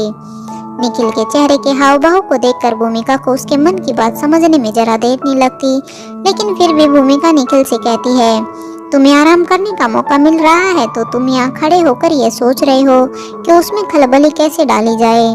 निखिल भूमिका की बात पर बिना कुछ कहे सिर्फ मुस्कुरा देता है। उन दोनों की मीठी नोकझोंक आगे बढ़ती उससे पहले ही अर्जुन सिंह मजे लेने के इरादे से अपने चेहरे के भाव को बिल्कुल सामान्य रखते हुए कहता है, देखो निखिल, भूमिका तुम्हारी इस मुस्कान से बिल्कुल भी पिघलने वाली नहीं है। तुम हमारे साथ नहीं आ रहे हो, बस अब जाओ और जाकर अपनी नींद पूरी करो। हम अब बाद में मिलते हैं। वैसे भी तुम पहले ही बहुत काम कर चुके हो, भला इतना काम करने की जरूरत क्या है। इन मुजरिमों को पकड़ना तुम्हारा काम नहीं है, वह पुलिस का काम है और पुलिस अपना काम करना बेहतर तरीके से जानती है। इतना कहने के बाद अर्जुन सिंह भूमिका की तरफ देखकर कहता है, क्यों भूमिका, मैं ठीक कह रहा हूँ ना। भूमिका अर्जुन के मजाक को समझ नहीं पाती और बदले में सिर्फ अपनी गर्दन हिला देती है। अर्जुन सिंह समझ जाता है कि भूमिका इस बात को गंभीरता से ले रही है, इसलिए अपनी बात को बदलते हुए भूमिका का हाथ पकड़कर उसे वहां से 2-3 कदम दूर ले जाता है और फिर उसे गंभीरता को कायम रखते हुए कहता है, क्या तुम्हें नहीं लगता कि निखिल का हमारे साथ होना जरूरी है। जहर को जहर ही काटता है। निखिल इस मिशन पर हमारे साथ होगा तो हमारे दुश्मन की काट भी हमारे साथ होगी। अगर हमें वहाँ ऐसा लगेगा कि निखिल पर किसी तरह का खतरा हो सकता है तो उसकी सुरक्षा के लिए हम दोनों और हमारी टीम वहाँ होगी और ऐसी कोई भी विपरीत परिस्थिति होने पर हम तुरंत ही निखिल को वहाँ से रवाना कर देंगे। अर्जुन सिंह की पूरी बात को सुनने के बाद भूमिका बड़े ही आराम से जवाब देते हुए कहती है, मैं उसे इसलिए साथ लेकर नहीं जाना चाहती क्योंकि वह थक गया होगा। उसे हमारी सेफ्टी की जरूरत है। कल रात ही मेरी यह गलतफहमी दूर हो गई। बेहतर यही होगा कि तुम भी उसकी फिक्र मत करो और अपना फोकस अपने काम पर करो। अब अर्जुन सिंह जवाब देता है, अच्छी बात है और सही भी है। मुझे मेरा ध्यान अपने काम पर लगाना चाहिए, लेकिन ऑफिसर भूमिका, तुम अच्छी तरह सोच समझ कर फैसला करो। निखिल को साथ ले जाना है या नहीं, क्योंकि उससे जुड़ा हुआ कोई भी फैसला तुम पर ही निर्भर करता है। इस दौरान निखिल अपनी जगह पर खड़ा होकर उन दोनों के बीच चल रही खुसर फुसर को देख रहा था। ठीक मायने में अर्जुन सिंह भूमिका को कन्विंस करने की कोशिश कर रहा था ताकि वह निखिल को साथ ले चले। अर्जुन सिंह को लगता था कि उन दोनों का ज्यादा से ज्यादा वक्त साथ रहना बहुत जरूरी है, जिससे उनके बीच की मिसअंडरस्टैंडिंग और दूरियां जल्द से जल्द एकदम से दूर हो जाएं।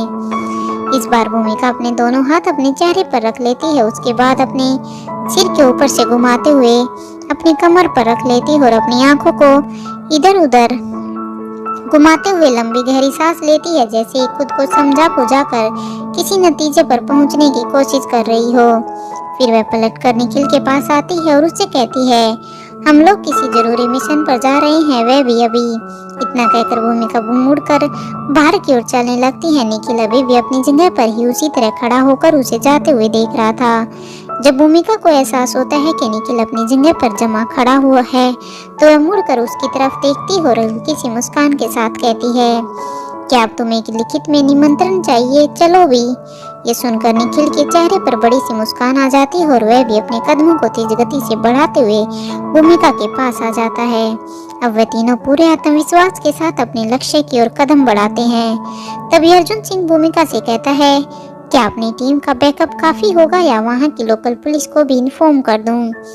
अब निखिल उन दोनों के बीच में बोल पड़ता है, यह मामला तुम लोगों का है इसलिए मुझे बीच में बोलना नहीं चाहिए, लेकिन फिर भी मुझे नहीं लगता कि तुम लोगों को अपनी टीम की या लोकल पुलिस की हेल्प लेनी चाहिए।